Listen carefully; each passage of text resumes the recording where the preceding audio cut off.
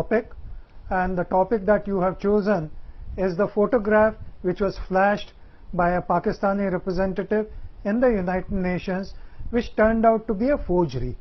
Now, what is to be done in this case by India and the world community? Because it was not flashed outside on a street, it was shown in the world parliament, so to speak. So is there a responsibility both on the parliament of this United Nations and as well as the person who has done this forgery? So I would say that Indian delegation at the United Nations must raise this issue and request the United Nations for its good offices to be used to ensure that Pakistan withdraws that statement and also apologizes for misleading the world and for producing a forgery.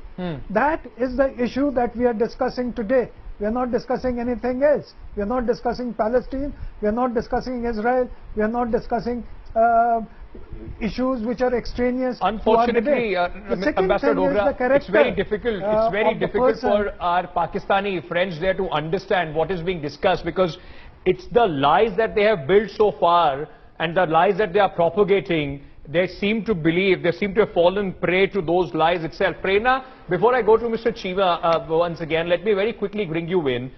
What's the reaction now? Now this is coming out as a blatant lie which has been caught. What's the reaction, not only from the diplomatic community there at the United Nations, but the media in general? I mean, this is a picture that has won a lot of awards. A lot of the people know about it. It has been reported in 2015 by CNN, BBC and other international organizations as well. What's the sense of response that you see as far as United Nations is concerned? Well, as regards this picture, it's not just being reported in the Indian media, it's also being reported here in the US media about how this has probably been the biggest goof up by Pakistan on such a world stage like the UN. There hasn't been a reaction from the diplomatic community as such. Pakistan would clearly be thinking of ways to firefight this issue. It has really limited choices whether it accepts to a forgery. Now, forgery is an active commission.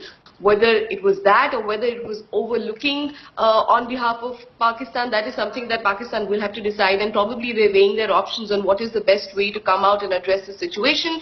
Indian diplomats also haven't really talked about it, but like what's just being mentioned, that India would probably ask the United Nations to take to ask Pakistan to withdraw the statement and the picture itself, and that's probably an option that would be looked at. Mr. Chima, it's not the first lie that we have seen. There have been lies caught by which you were trying to peddle, have been caught again and again. May 25th, 2017, United Nations rejects Pakistan claim that Indian troops targeted its vehicles. And I have many such reports right here. If you want, I can go on, and that will be possibly take me another 70 years, because that is what you have been doing for the last 70 years, only peddling lies. Isn't there, as of now, a sense that let's address the issue at hand?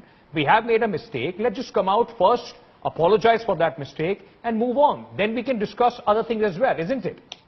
That's what mature nations and mature diplomats do. The funny part in this story is, that you are trying to say our human rights violations are different from the human rights violations of Israel. No, we are only saying that these are completely a country which has made propaganda and lies as statecraft, which only understands the language when they are completely, bashed, when they are given a reprimanding at the LC, that country needs to wake up again and again with hope. We are giving you chances to come out, at least to come out, apologize, make amends. You don't seem to learn from that. Is this a case where you have completely fallen prey to your own lies?